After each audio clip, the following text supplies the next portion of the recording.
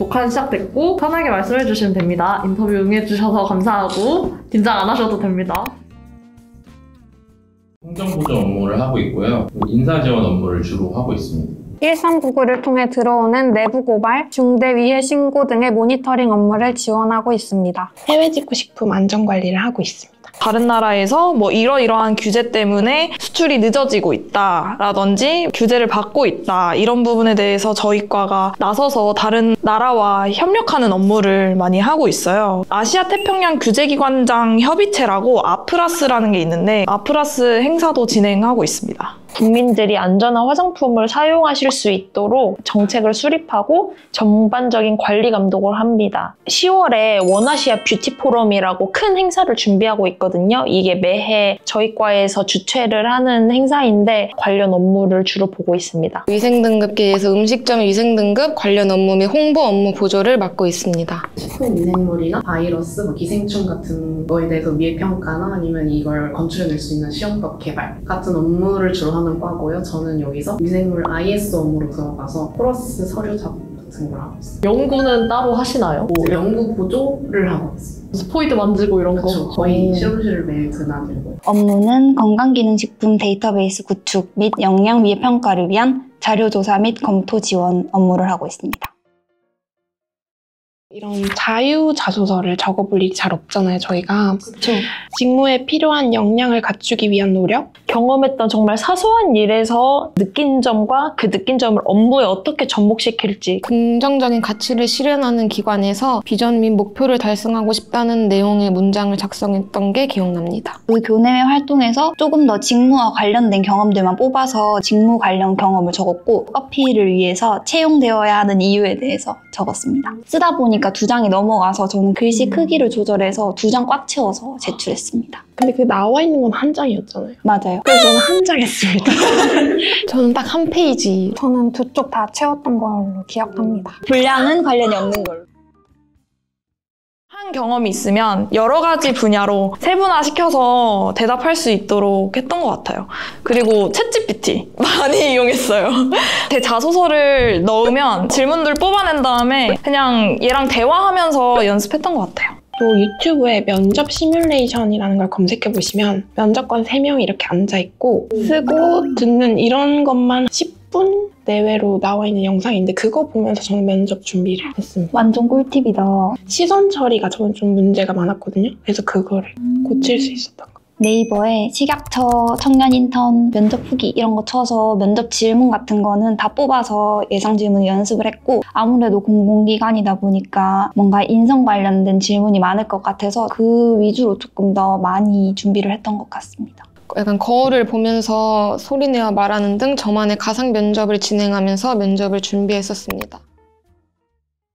청년지원센터? 그런 데서 빌려주는 정장 입고 갔어요. 그냥 정석대로 입었었습니다. 정장. 좀 낮은 구두 신었었어요. 저도 그렇게 똑같이 입었고 안에는 반팔 블라우스니까 그걸 입고 와서 대기실에서 마이를 입었어요. 그렇게 하셨죠? 저는 처음부터 입고 왔습니다. 저 죽었습니다. 구두도 불편하잖아요. 왜 신고 오지 마시고 대기실에서 갈아신는 걸 추천합니다. 신고 오셨나요? 네, 발에 물집이 너무 잡혀가지고. 다들 정말 정석 룩이셨네요. 아니셨으니까. 저는 아니었으니까. 제가 같이 대기실에 있었거든요. 정말 자유분방함이 느껴졌어요.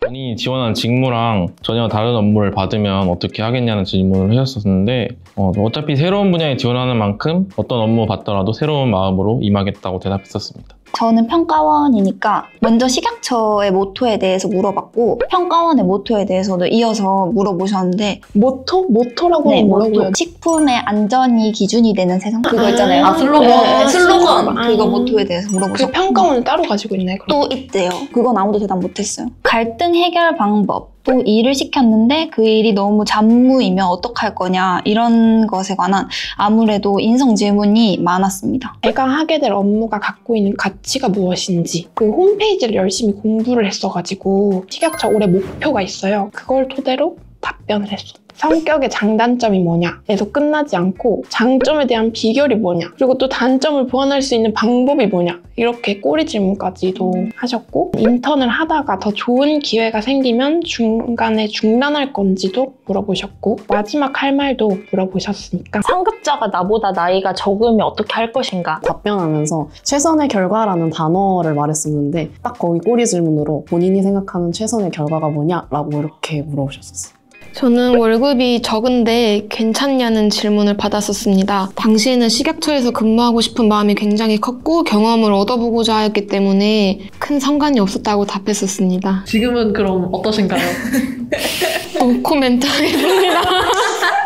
일단 제가 국제협력 분야로 지원했다 보니까 국제협력 업무에 자신 있는 게 뭔지, 그래서 이게 자신 있습니다 하니까 어떻게 기여를 하겠다는 거야? 라고 질문을 주셨었고, 그리고 다른 타 정부 부처에서도 인턴을 모집 중인데 왜 하필 식약처인지 좀 특이했는데, 공무원들이 이 업무 칸막이 해소를 위해서 다른 부서랑 협력하는 업무를 하고 있대요. 근데 이와 관련해서 비슷한 경험이 있는지, 그리고 어떻게 해야 되는지, 그리고 앞으로 식약처가 나아가야 할 방향에 대해서 말해봐라. 본인이 했던 대답 중에 기억나는 대답이 혹시 말씀해 주실 수 있으면. 부처마다 전략들이 다 있어요. 근데 거기서 식약처가 하는 전략들, 그런 거를 두루뭉실하게 바꿔서 얘기를 했었고, 업무 칸막이 해소 같은 경우도 다른 단과대학교 학생이랑 협업했던 경험 활용해서 말을 했던 것 같아요. 업무 칸막이면 타과랑 교류가 잘 안 되고 이런 거를 업무 칸막이라고 그죠. 하잖아요. 본인 업무만 하는 거죠.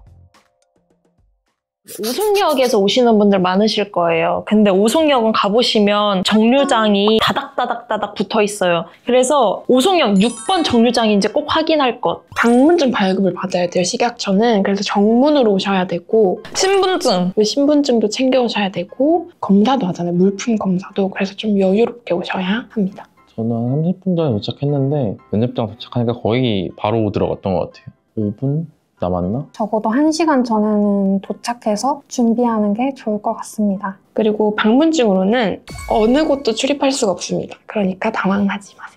식약처가 엄청 크고 길이 좀 꽤 어렵다 보니까 무조건 일찍 와서 모르면 아무 때나 가지 마시고 무조건 붙잡고 제가 면접을 보러 왔는데 여기에 가야 되는데 어떻게 가야 되는지 모르겠어요 하시면 다 알려주니까 물어보셨으면 좋겠습니다. 완전 너무 공직을 경험해볼 수 있는 특별한 기회이기도 하고 앞으로의 진로에 많은 도움을 받는다고 생각하기 때문에 매일매일 이렇게 출퇴근 이거 찍으면서 오는 게 뿌듯해요. 진짜? 진짜. 출근? 이거는 좋아? 퇴근. 같은 과 선생님들과 같이 일을 해보면서 더욱더 들어오고 싶은 기관이다라는 생각이 들었기 때문에 지원할 것 같습니다. 다른 과가 걸린다고 하더라도 청년 인턴은 다시 지원할 것 같습니까? 알겠습니다. 인턴마다 가산점이 되는 자격증 같은 게 있더라고요. 저도 미생사나 식품기사가 가산점이 됐었거든요. 그런 걸 가지고 있다 보니까 합격에 더 도움이 되지 않았나 싶어서 가지고 있다면 더 좋을 것 같습니다. 거주지 문제가 되게 고민되실 것 같은데 식약처 바로 앞에 오피스텔이 하나 있습니다. 나쁘지 않다고 말씀드리고 싶고, 거기를 못 구해도 괜찮아요. 셔틀버스가 되게 잘 돼 있어서 굳이 집을 근처에 안 잡고 오송역 근처에 잡아도 셔틀을 타고 다니면 충분히 쉽게 출퇴근할 수 있기 때문에 속상해할 필요는 없다고 본인의 경험을 담아서 말씀드립니다. 저도 셔틀 타고 다녀요. 전 세종에서. 저도 그 중간 오송중. 하고 싶은 업무가 있다면 망설이지 말고 이제 담당자분한테 가서 하고 싶다고 말씀을 계속 들으셔야 돼요. 저희가 할 수 있는 범위 내에서 최대한의 기회를 주실 거예요. 청년 인턴을 넘어선 식양인이 되고 싶다면 현직 선생님들한테 어떤 경력을 쌓고 들어오셨는지 꼭 여쭤보세요. 왜냐면 그분들이 그냥 바로 공무원이 되신 분들만 있는 게 아니라 되게 여러 가지 경로로 오신 분들이 많거든요. 저도 인사정보 정리를 하다 보면서 보는데 청년 인턴 하시다가 사무 쪽이나 뭐 연구원 쪽으로 가시는 분들 많더라고요. 그러니까 그런 것도 미리 준비하면서 하면 나쁘지 않은 것 같습니다. 네, 이상 여기까지 인터뷰 응해주셔서 매우 감사드립니다. 수고 많으셨습니다.